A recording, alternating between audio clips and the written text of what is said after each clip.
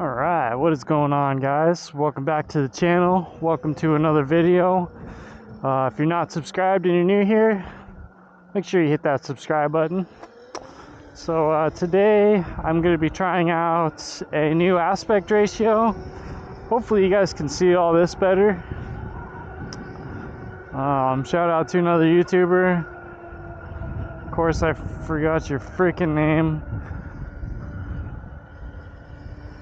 Hold on, cut the clip. Alright, there we go. Shout out to Remco's FPV for hooking me up with his camera secrets. Really appreciate that. Hopefully this video turns out pretty good. So today I want to turn this video into more of a specific directed towards my buddy Jordan.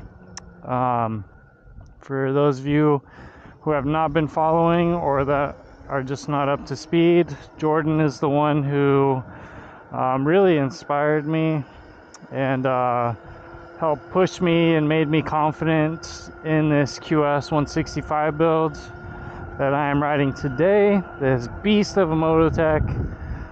And but yeah, so anyways, he had a MX 650 that he did the QS swap in, and he recently sold it and got himself a Sur-on. And my guy's already swapped it to 12-inch wheels. He's got the Qs165 Hull version with a beast far driver controller that he's going to be going into it. And hopefully we can really push him into making videos on that.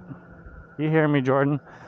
But yeah, so anyways, he's been practicing some wheelies on it and asked me for a few tips. So I figured I'd give him the shout out and make this video for him and give him a couple tips. So I will put a clip that he sent me in right now.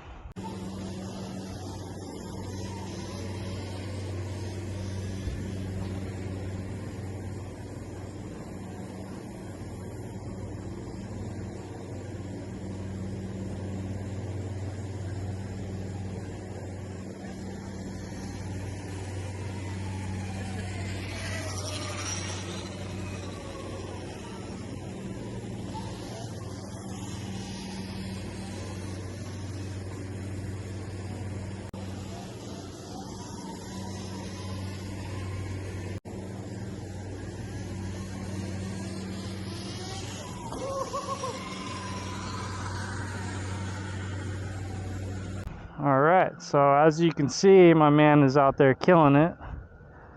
So basically he's just asking for little helpful tips to help him progress even more. And from what I'm seeing is you're hitting balance point, no problem, but you're still chasing it. So basically you're getting into balance points and then coming out of balance point where you're kind of having to pick up the speed again to bring it back in. And you're slowly chasing it. You're not full on street bike chasing it to 100 miles an hour, but you're losing gas at the end, kind of like that.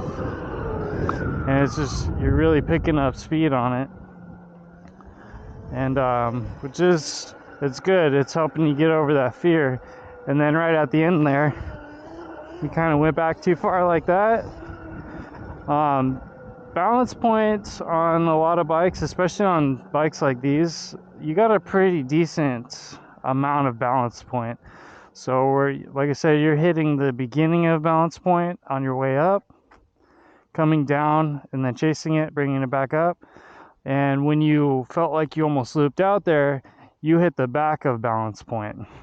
And you want to be in that spot, and it'll keep you at a nice It'll keep you at a nice even speed. That way you're not constantly picking up speed, and then you run out of juice at the end and end up dropping it. So let me try to show you what I mean. I don't know if you guys can see the speedo. It's definitely not that bright. It's kind of a bummer, but you just want to get right in there. Almost slow yourself down a little bit.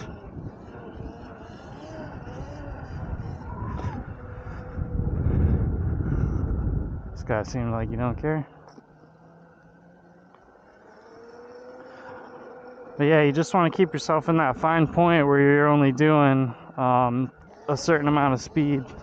If you're doing this, you're just slowly picking up speed until you max out whatever power you're at. And I know you're saying that once you get more power, you'll be able to keep it up longer. It does get pretty scary when you're hauling ass trying to keep up. So I do recommend is, putting one foot down and staying at like 4 or 5 miles an hour, like almost walking speed. That way, foot's down. I'm bouncing in and out of balance points, and basically I'm not picking up any speed, and it's really helping me to figure out where a balance point is. And I'm still doing that myself because, I totally changed the geometry of this bike. So it's throwing me off quite a bit. But, yeah, I mean, pick yourself a spot, like let's say this square, and, just really focus on not picking up speed at all. Just pick it up, nice and slow. Modulating that brake if you feel like you're getting too far back, and you just want to do it nice and easy.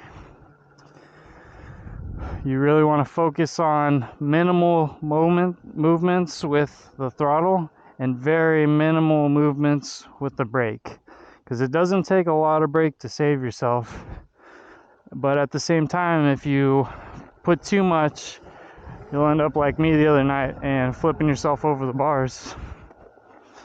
And another benefit of keeping your foot down is you can really put a lot of weight on it. You do just want to drag it, because if you stomp down, you could stick yourself to the ground, and then basically your lower half's going to stay on the ground and the bike's going to keep going. So you really just want to drag it, really wear out the bottom of your feet. That way you're only going to have right shoes left by the time you're done with this. Yeah. The one thing about the electric, pit bikes, whatever, Surons, is your handbrake only. So a lot of the motorcycle guys can't do that unless they're really good at throttle control, because they have to cover their foot brake at all times, where we can put both of our feet down and basically, keep ourselves up, keep ourselves propped up on both sides. Then you can really start learning how to like lean the bike. You don't really want to move your butt and scoot your butt too much. Once you start getting good at it, you really just want it to be all on the lean of the bike, the way you turn the bars, the way you pull the bike over. It's going to get you a lot more movement and, how do I say it? A lot more handle over the bike. I mean, I do use my knees a lot, but I keep my butt centered right on the seat, and then I use the bike itself and the steering and my knees to kind of adjust.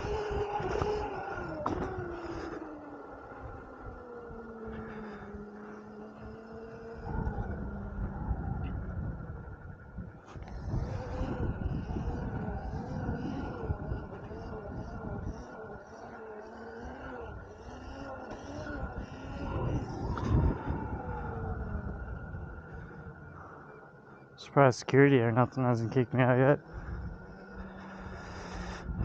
But yeah, hopefully this aspect ratio will kind of help you see a little bit better of what's going on down here, and maybe for future videos, that way you're not all just seeing like what's in front, and you can actually see what's going on down here, as opposed to not being able to see unless I was in a wheelie.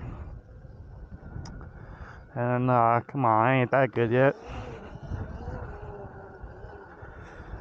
And then another thing is, You want to learn how to drop it back?